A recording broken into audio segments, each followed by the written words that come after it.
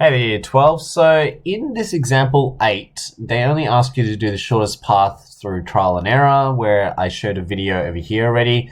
What I want to show is more examples of using Dijkstra's algorithm in a table form, okay? So I'm going to give it a go over here so that way you can see how I set up my table and what's going through my head as I'm doing the working out the shortest method, okay, using Dijkstra's algorithm. So this is how it works. You start off with a two-way table, okay? This technically is V for vertices. And then your job here is you're wanting to go from Bartow to Kenton. So you start off with B. So B will always start here. That's your starting point. And remember, the end goal is to get to K, right? But there's all these other vertices that we have to account for. You've got C, M, O, and S. So I'm going to write here C, M, O, and S. Or probably S and then O. Okay? So these are my vertices that I need to do. And what Dijkstra's algorithm does is it actually gives you, once you finish it, it should give you the best route to every one of these vertices. Okay, that's what you're looking for. You're going to look for the best route to get there, meaning the smallest distance or smallest weighting. So we're starting at Bartow, and we say, all right, well, what's the connection from B to C, which is clearly 12. So I'm like, okay, so that's 12. That's my distance. Okay, I'm just going to zoom in a bit. I'm going to move this across. So we can see it's clearly 12 there. And if I were then to say, all right, well, what about B to M? No, doesn't connect. What about B to S? Yes, I have 7. B to O? No, doesn't connect directly. And then B to K also doesn't connect correctly. So out of all these numbers that I have, which one's the smallest weighting? And clearly 7 is. So 7 tells me that Strathmore currently is the best route. In terms of the weighting to get to Strathmore, that's 7. So when you box it, okay, notice I boxed it. When I box it, it means that that is the best route I can think of to get to S. Okay, so that now completes S. My goal at the end of the day is to eventually box all of the vertices. So I've got my S boxed already. What that leads us to do is then we're going to start off with S and we say, well, okay, 7, which is boxed, that's done. So from 7, Strathmore, that's where I'm starting at. So 7, that's how long it takes to get to Strathmore, 7. From Strathmore, can I connect to Melville or anything else? Yep, I can connect from Strathmore to Melville. How long does that take? So Strathmore to Melville is an extra 8. So 7 plus 8 gives me now, this is 15. And then you go, well, Strathmore to Osborne? Yep, there is a connection. That is, Strathmore to Osborne is an extra 9. So 7 plus 9 is 16 now, right? And then obviously to Kenton, you still can't do it.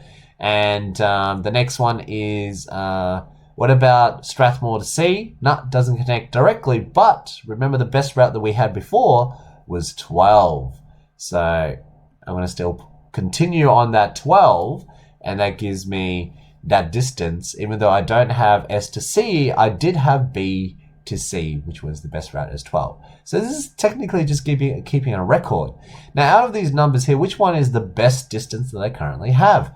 And I have 12 is the smallest distance. Next smallest.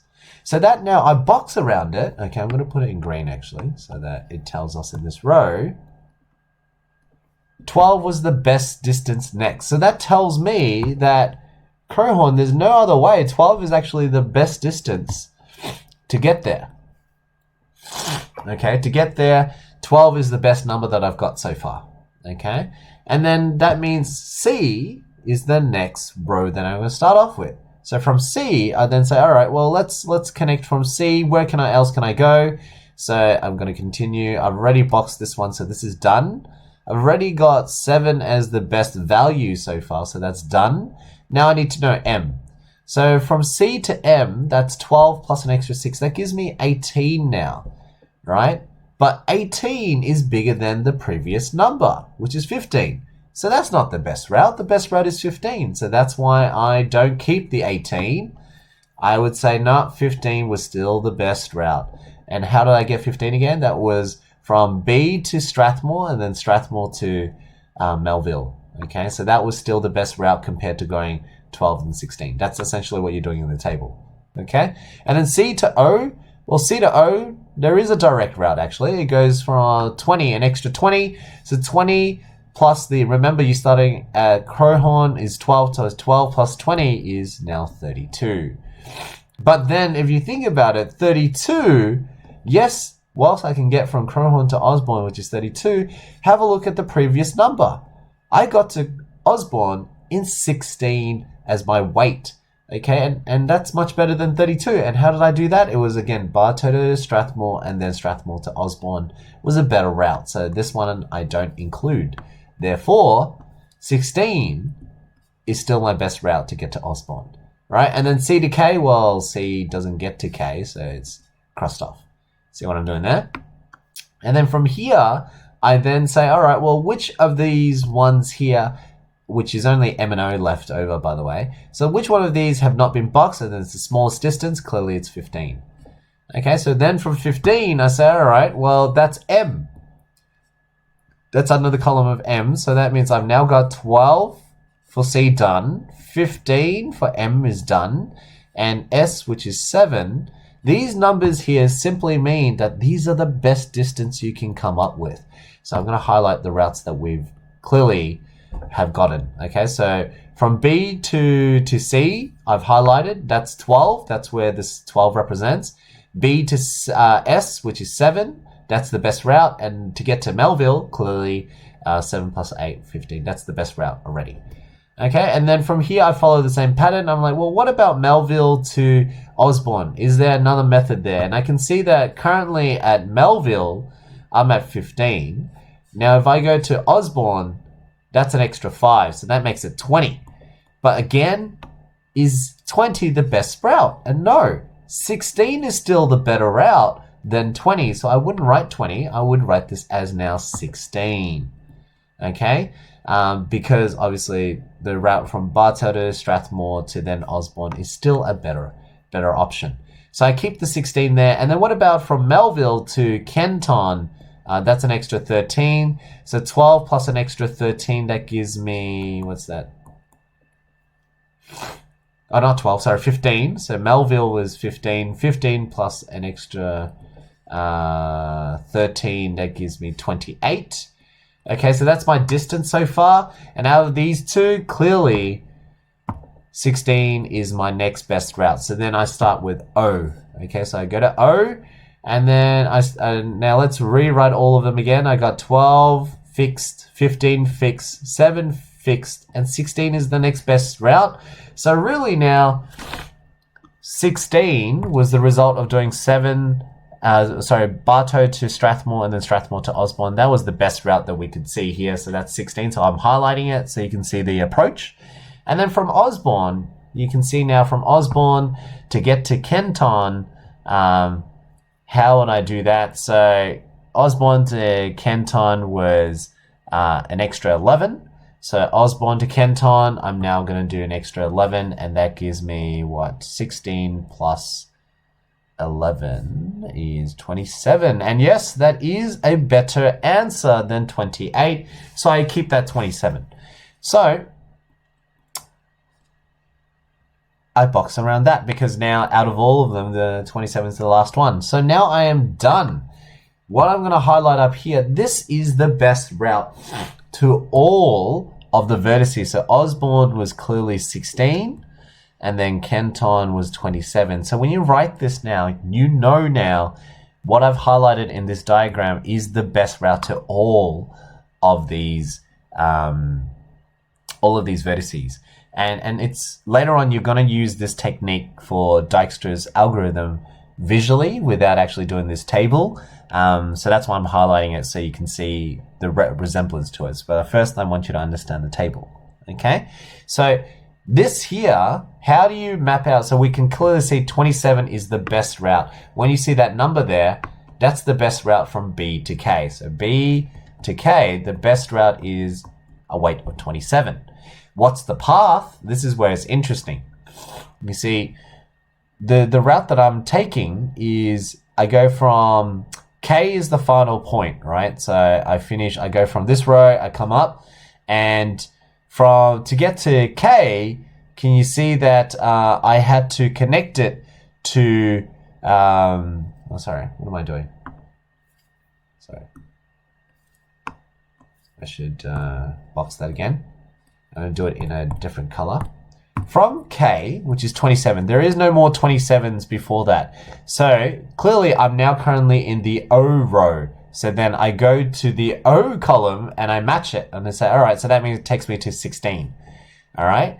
And then you go up along the O column until you finish all of the 16. So I finish all of the 16. So there's rows of 16s. I'm coloring them all up until I get to the X. So it stops there, right? And now this is in the row of S. So I would then go to the column of S. And so 16 to 7. And then I need to finish all of 7. So I go all the way up until 7. I finish 7 there. And then from 7, I'm now currently in the row of B. So this tells me the best pathway based on the diagram, or not on this table, sorry, not even the diagram. I wasn't even looking at the diagram over here. I can see that the best route that I've got was B. So B connected to S. S connected to, so S follows here. S connects to O. And then O connects to K. So BSOK is the best route that you can come up with a weight of 27. Can you see that? And that's essentially what we had over here. All right, so it took a while to explain, but this is what Dijkstra's algorithm is. It not only gives you the best route from B to K, but it also gives you the best route to all the other vertices. That's what makes this special. Okay, and then on top of that, once you fill out the table well, then you can also read the pathway. So for example, in your exercise, if I just picked out this one as an example, right? Clearly, looking at this, I don't know what the diagram looks like. I don't know what the network looks like, right? But they'll ask you, what is the length of the shortest path from A to G? You see, so then you can look at G, and you can already see from A, that's where you're starting from. By the time you got to G, it's boxed as 7. So that means G in itself, A to G, the best value that you can do is 7. It's confirmed. When you box it, that means that that is the best route. So it's 7. If you were to say, what is the shortest path from A to I? So I is over here. This is the best route. So that's 8, right? So if I follow what I was teaching you before, we follow from I all the way, fill out all the 8s. Okay. Actually, I should highlight it. So 8, I fill out up until this point, it stops. And that's now currently in the row of G. So column of G tells me I need to finish off here. Okay, so it's I, then G. G, I carry up all the 7s until it stops. And that stops me in row E. So row E, I look at column E and I go all the way to 5. And then I keep going up until I finish all of column E. And it looks like it finishes off at A. So the pathway that I took was A. I went to E, because A goes to E, okay? And then say in E, where did I go to now? I went to G, okay? And then we draw it down. And so from G, where did I go to? I went to I. So A, E, G, I is the pathway that I took to get to from A to I, and the shortest distance waiting there is 8, because 8 is being boxed. Okay, so this is what we call the table method. Have a think about what I was saying before. Have a go with some of the practices and the diagrams to try to do the table first. There are 2 methods with Dijkstra's algorithm, and there's videos over here from YouTube for you to watch as well. Their way of doing the table may be different with all the subscripts. I didn't show you the subscripts. I just wanted you to do the table straight away, and that's a bit easier, less confusing things to do. Okay, so hopefully this video is going to be useful in learning Dijkstra's algorithm, but the table method. All right, learn the table method first, because then the diagram method is much faster, but at least you understand what I'm doing, because I'm essentially going to be doing this. I'm gonna be filling it out, but you're going to do it by inspection rather than this table. Okay, so the table is nice because then you can answer the questions from your textbook, but likely in your exam, you are going to be doing the diagram method. Okay, so I'm going to stop the video here.